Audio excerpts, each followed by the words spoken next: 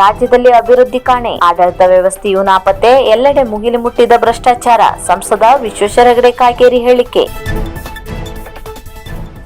ಕಾಂಗ್ರೆಸ್ ಆಡಳಿತಕ್ಕೆ ಬಂದ ಒಂದೇ ವರ್ಷದಲ್ಲಿ ಜನರು ಎಷ್ಟು ಭ್ರಮನಿರಸಗೊಂಡಿದ್ದಾರೆ ಎನ್ನುವುದು ಲೋಕಸಭಾ ಚುನಾವಣೆ ವೇಳೆಯಲ್ಲಿ ತಿಳಿಸಿದೆ. ಹೇಗೆ ಅಭಿವೃದ್ಧಿ ಇಲ್ಲವೋ ಆಡಳಿತ ವ್ಯವಸ್ಥೆಯೂ ಇಲ್ಲ ಎಂದು ಸಂಸದ ವಿಶ್ವೇಶ್ವರ ಹೆಗಡೆ ಕಾಗೇರಿ ಹೇಳಿದರು. ಇಲ್ಲಿನ ದೀನ ದಯಾಳು ಭವನದಲ್ಲಿ ಸುದ್ದಿಗೋಷ್ಠಿ ನಡೆಸಿ ಮಾತನಾಡಿದ ಅವರು, ಆಡಳಿತ ವ್ಯವಸ್ಥೆ ದುಸ್ತರ ಆಗುವುದರ ಜೊತೆಗೆ ನಿಯಂತ್ರಣವೂ ಇಲ್ಲ. ಕಾಂಗ್ರೆಸ್ ಮರಿ ಪುಂಡಾರಿಗಳು ಆಡಳಿತ ನಡೆಸುತ್ತಿದ್ದಾರೇನೋ ಎನ್ನುವ ಭಾವನೆ ಬಂದಿದೆ. ಆಡಳಿತ ಪಕ್ಷದ ಕೈಗೊಂಬೆಯಾಗಿ ನಡೆದುಕೊಳ್ಳುತ್ತಿದ್ದಾರೆ. ಕಾನೂನು ಬಿಜೆಪಿಗೂ ಒಂದೇ, ಕಾಂಗ್ರೆಸ್ಸಿಗೂ ಒಂದೇ ಇದೆ. ಆದರೆ ಈಗಿನ ಪರಿಸ್ಥಿತಿ ಆಡಳಿತ ಕಾಂಗ್ರೆಸ್ ಮರಿ ಪುಂಡಾರಿಗಳ ಕೈಗೊಂಬೆಯಾಗಿದೆ. ಭ್ರಷ್ಟಾಚಾರ ಮುಗಿಲು ಮುಟ್ಟಿದೆ ಎಂದು ವಾಗ್ದಾಳಿ ನಡೆಸಿದರು. ರಾಜ್ಯದಲ್ಲಿ ಅಭಿವೃದ್ಧಿಯಲ್ಲಿ, ವರ್ಗಾವಣೆಯಲ್ಲಿ ಎಲ್ಲಾ ಭಾಗದಲ್ಲಿ ಭ್ರಷ್ಟಾಚಾರ ಸಂಪೂರ್ಣ ಮುಳುಗಿ ಹೋಗಿದೆ. ರಾಜ್ಯದಲ್ಲಿ ಕಾನೂನು ಸುವ್ಯವಸ್ಥೆ ಹದಗೆಟ್ಟಿದೆ. ಕಳೆದ ಒಂದು ವರ್ಷದಲ್ಲಿ ರಾಜ್ಯದಲ್ಲಿ ಆಡಳಿತ ನಿಯಂತ್ರಣ ತಪ್ಪಿದ್ದು, ರಾಜ್ಯದಲ್ಲಿ ಮುಖ್ಯಮಂತ್ರಿಗಳ ಹಸ್ತಕ್ಷೇಪದಲ್ಲೇ ದೊಡ್ಡ ದೊಡ್ಡ ಹಗರಣಗಳು ನಡೆಯುತ್ತಿವೆ. ಇಂತಹ ಹಗರಣವನ್ನು ರಾಜ್ಯ ಸರ್ಕಾರ ವ್ಯವಸ್ಥಿತವಾಗಿ ಮುಚ್ಚಿ ಹಾಕಲು ನೋಡುತ್ತಿದೆ ಎಂದರು. ಕಾಂಗ್ರೆಸ್ ಸರ್ಕಾರದಲ್ಲಿನ ಪ್ರಕರಣಗಳಲ್ಲಿ ಉಪಮುಖ್ಯಮಂತ್ರಿ ಡಿಕೆ ಶಿವಕುಮಾರ್ ಕೂಡ ಹೊರತಾಗಿಲ್ಲ ಎಂದು ಸಂಸದ ಕಾಗೇರಿ ಕಿಡಿಕಾರಿದರು. ಈ ಸಂದರ್ಭದಲ್ಲಿ ಜಿಲ್ಲಾ ಪ್ರಧಾನ ಕಾರ್ಯದರ್ಶಿ ಗುರುಪ್ರಸಾದ್ ಹೆಗಡೆ ಹರ್ತೆಬೈಲ್, ಜಿಲ್ಲಾ ವಕ್ತಾರ ಸದಾನಂದ ಭಟ್, ಆರ್ವಿ ಹೆಗಡೆ ಚಿಪ್ಗಿ, ರವಿಚಂದ್ರ ಶೆಟ್ಟಿ,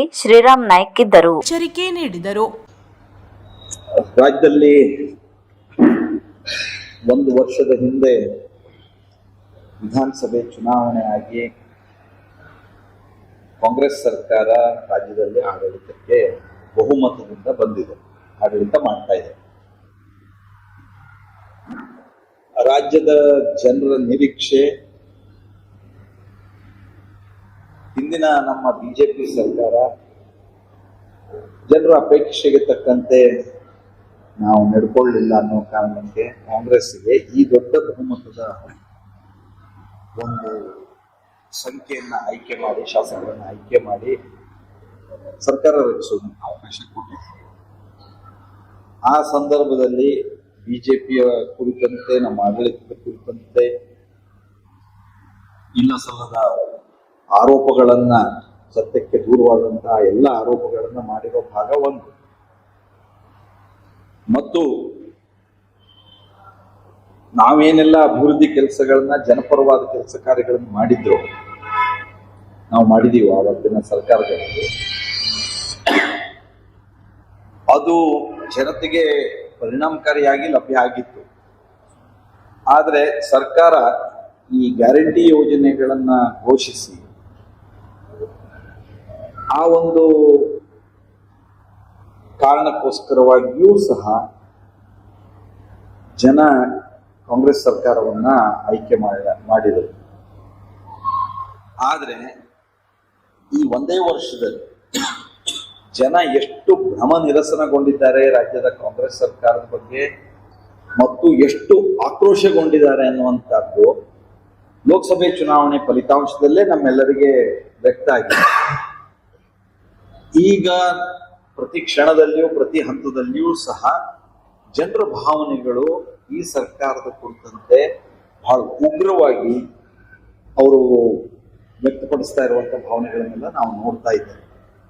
ಭಾರತೀಯ ಜನತಾ ಪಾರ್ಟಿ ಅಧಿಕೃತ ವಿರೋಧಿ ಪಕ್ಷವಾಗಿ ಪ್ರಜಾಪ್ರಭುತ್ವದಲ್ಲಿ ಆಡಳಿತ ಪಕ್ಷ ಹೀಗೆ ದಾರಿ ತಪ್ಪಿದಾಗ, ಜನಹಿತವನ್ನು ಮರೆತಾಗ ನಾವು ಜನರಲ್ಲಿ ಜಾಗೃತಿ ತರುವಂತಹ, ಜನರನ್ನ ಸಂಘಟಿಸಿ ಹೋರಾಟ ಮಾಡುವಂತಹ ಮತ್ತು ಆಡಳಿತ ಪಕ್ಷ ಸರಿದಾರಿಗೆ ಹೋಗುವಂತಹ ಒಂದು ಕೆಲಸವನ್ನ ನಾವು ಮಾಡಲೇಬೇಕು. ಅದನ್ನ ಈ ಒಂದು ವರ್ಷದಲ್ಲಿ ನಿರಂತರವಾಗಿ ನಾವು ಮಾಡಿದ್ದೇವೆ. ಆದ್ರೂ ಆಡಳಿತದಲ್ಲಿ ಹಿಡಿತ ಇಲ್ಲ, ಆಡಳಿತದಲ್ಲಿ ದಿಕ್ಕು ದೆಸೆ ಇಲ್ಲ ಅನ್ನುವಂತಹ ಸ್ಥಿತಿ ನಿರ್ಮಾಣ ಆಗಿದೆ. ಬಹಳ ಮುಖ್ಯವಾಗಿ ನೀವು ಎಷ್ಟು ಪ್ರಕರಣ ಬೇಕಾದ್ರೂ ಉಲ್ಲೇಖಿಸಬಹುದು.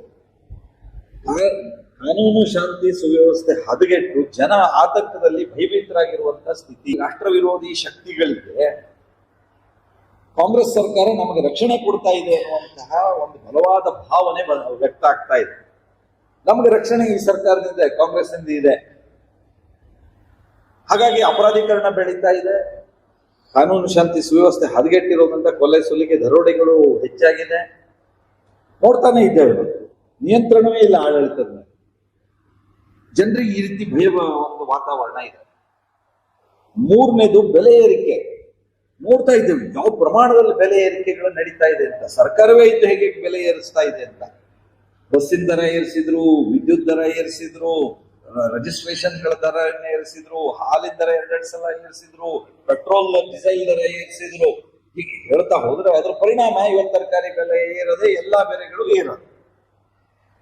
ಅಂದ್ರೆ ಜನರಿಗೆ ಈ ಬೆಲೆ ಏರಿಕೆಯಿಂದಾಗಿ ಇವತ್ತು ತಮ್ಮ ಗಾಯದ ಮೇಲೆ ಬರೆ ಎಳೆದಂತಹ ಸ್ಥಿತಿಯಲ್ಲಿ ಜನಜೀವನ ನಡೀತಾ ಇದೆ.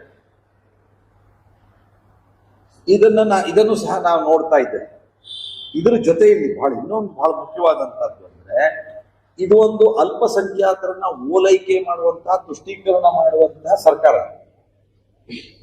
ನಾನು ಈ ಆಡಳಿತದಲ್ಲಿ ಸಂವಿಧಾನಬದ್ಧವಾದಂತಹ ಒಂದು ಆಡಳಿತವನ್ನ ಸರ್ಕಾರಗಳು ನಡೆಸ್ತಿರುವಾಗ, ಕಾನೂನು ಬದ್ಧವಾದ ವ್ಯವಸ್ಥೆ ನಮ್ಮಲ್ಲಿ ಜಾರಿ ಇರುವಾಗ ಎಲ್ಲರನ್ನೂ ಸಮಾನವಾಗಿ ನೋಡ್ಕೊಂಡು ಹೋಗ್ಬೇಕು. ನಾವು ಯಾವ ಭೇದ ಭಾವ ತಾರತಮ್ಯ ಇಲ್ಲದೆ ಆಡಳಿತದಲ್ಲಿ ಎಲ್ಲರನ್ನೂ ಸಮಾನವಾಗಿ ಸರ್ಕಾರದ ಯೋಜನೆಯ ಫಲ ಎಲ್ಲರಿಗೂ ಅದು ಸಮಾನವಾಗಿ ಸಿಗುವಂತೆ ನೋಡ್ಕೊಂಡು ಹೋಗ್ಬೇಕು.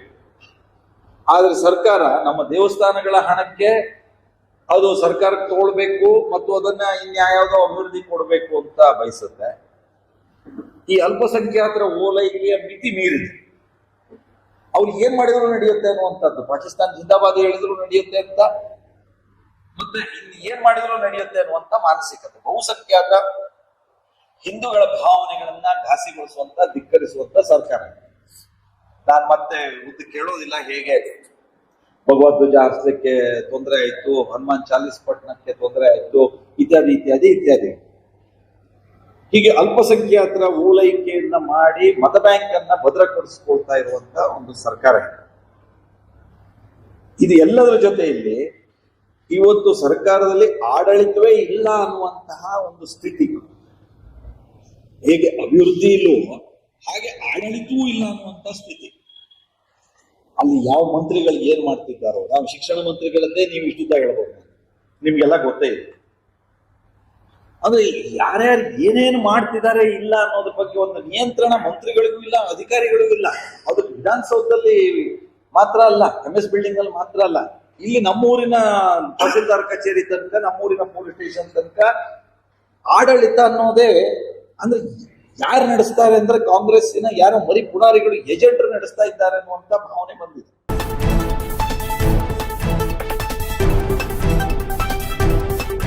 ಗ್ಯಾರಂಟಿಯಿಂದ ಅಭಿವೃದ್ಧಿಗೆ ಯಾವುದೇ ತೊಂದರೆಯಾಗಿಲ್ಲ. ಶಿರಸಿ ಸಿದ್ದಾಪುರಕ್ಕೆ 194 ಕೋಟಿ ರೂಪಾಯಿ ಅನುದಾನ, ವಿವಿಧ ಕಾಮಗಾರಿ ಮಂಜೂರಿ. ದೀಪಕ್ ದೊಡ್ಡೂರ್.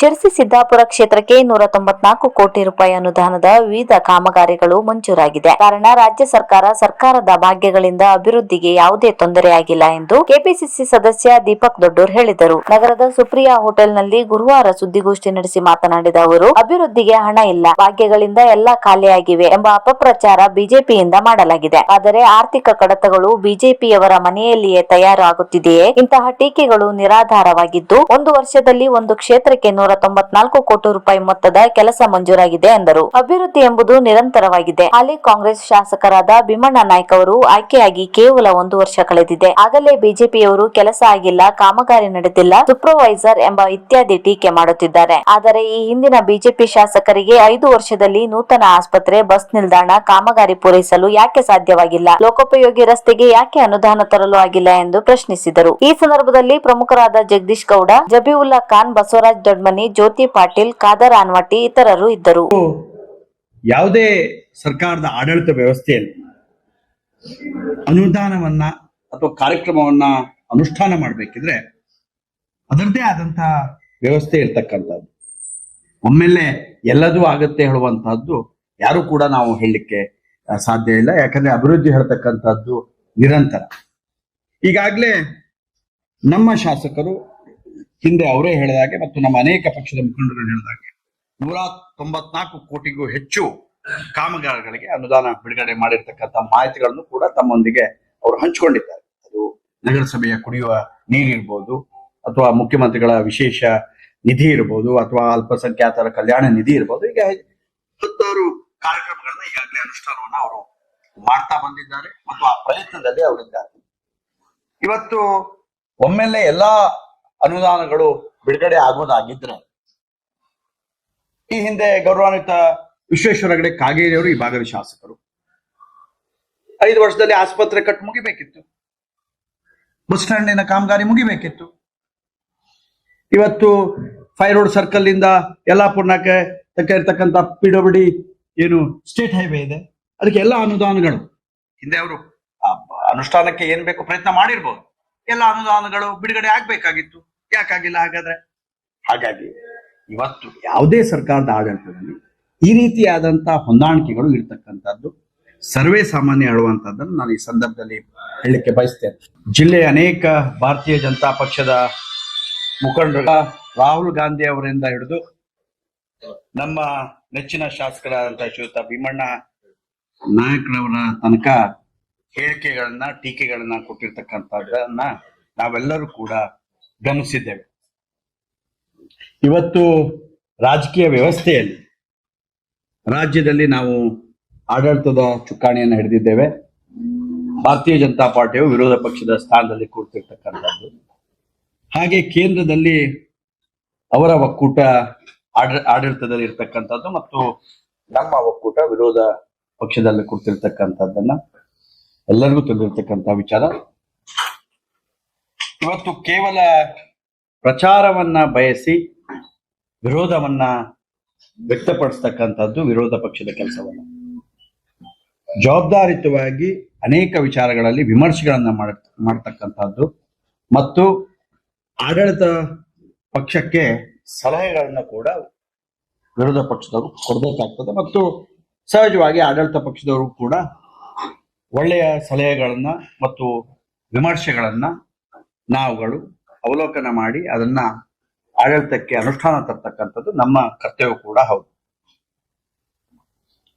ಇವತ್ತು ಲೋಕಸಭಾ ಚುನಾವಣೆಯಲ್ಲಿ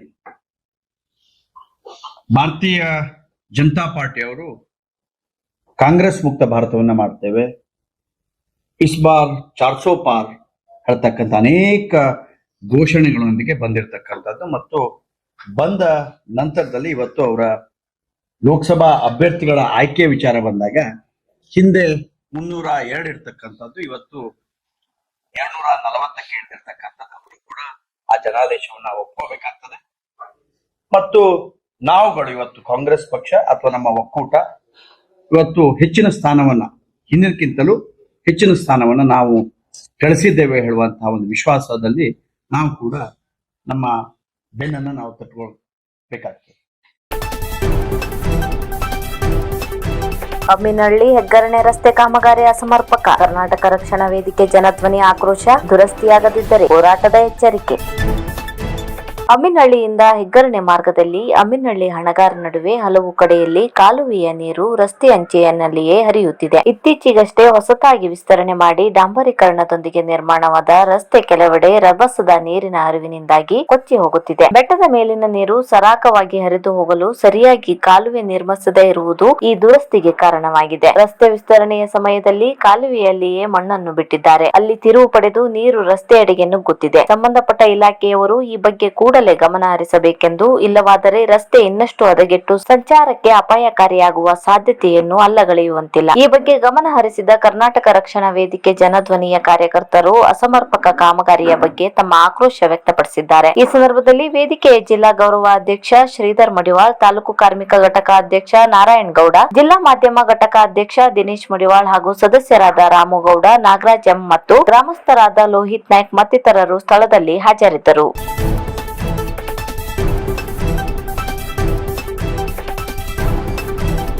ಸೋಂದಾದ ಕಡೆಗುಂಟದಲ್ಲಿ 800 ವರ್ಷಗಳ ಹಿಂದಿನ ಶಾಸನ ಬೆಳಕಿಗೆ.